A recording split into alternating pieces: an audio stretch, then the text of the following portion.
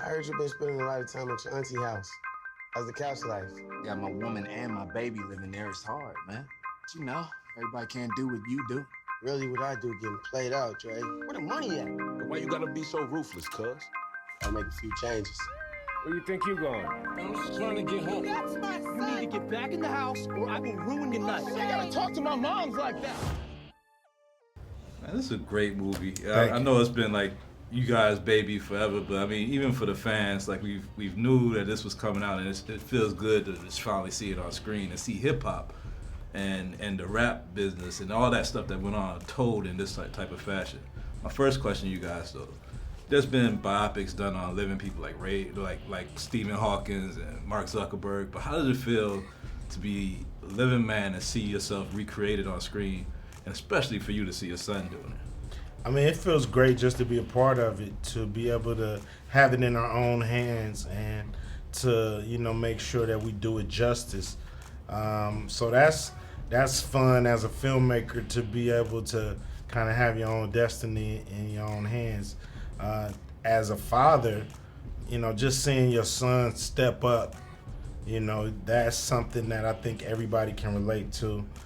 When you set the tone and your son steps up and does what he's supposed to do and handles his business, and he did a great job, and I think he got a nice career ahead of him if he stay focused. So I'm proud in 1,000 different ways.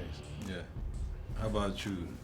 I mean, I'm just proud of the movie. Period. I mean, the way our life came, our story came to life, and somebody picked it up and interested, and then backed it up. Yeah. So it's a great story, but it's like Universal and everything made it just even bigger. Yeah. So it's just something different.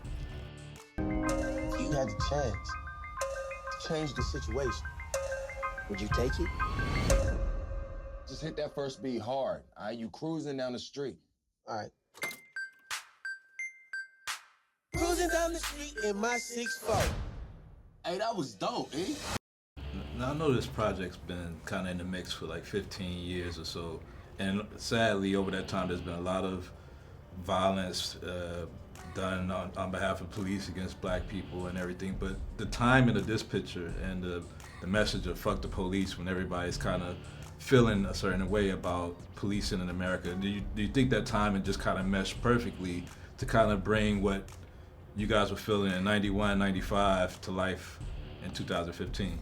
Well, the thing is, nothing has changed and nothing has stopped, so I think we are, in a time where, we got a black president, things look like they're moving forward, but, when you really look at the day-to-day neighborhood, what's going on, nothing has changed, so unfortunately, it is timely that this movie is coming out, Yeah. But if this movie came out 2 years ago, or, unfortunately maybe 2 years from now, it's still gonna feel timely. Until we hold people accountable, hold the police accountable for what they're doing, then a movie like this is always gonna be relevant. And that's the problem. That's what we need to solve. You're listening to Compton's very own Ice Cube, Eazy-E, and Dr. Dre. I gotta tell you, you are witnessing history. People are scared of you guys. You have a unique voice. The world needs to hear it. They want N.W.A? Let's give them N.W.A. Well, one of the great parts of this story and the script is the story of Eazy-E, which got kind of lost in history of hip hop moving on and everything.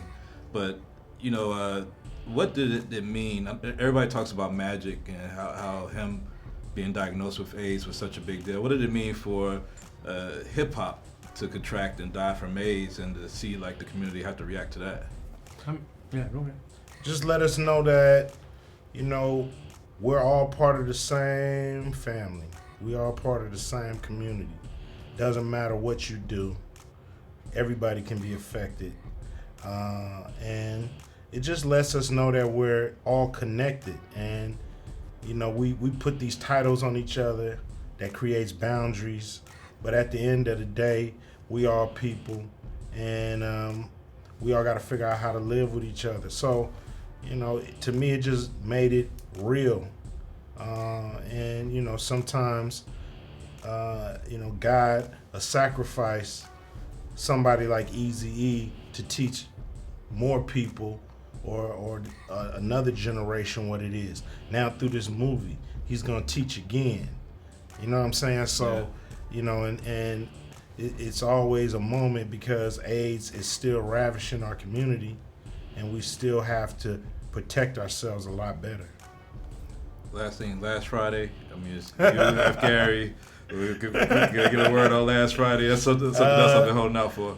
I ain't really worried about Friday right now. I'm just worried about Straight Outta Compton. That's what's up. All right, brothers. All right.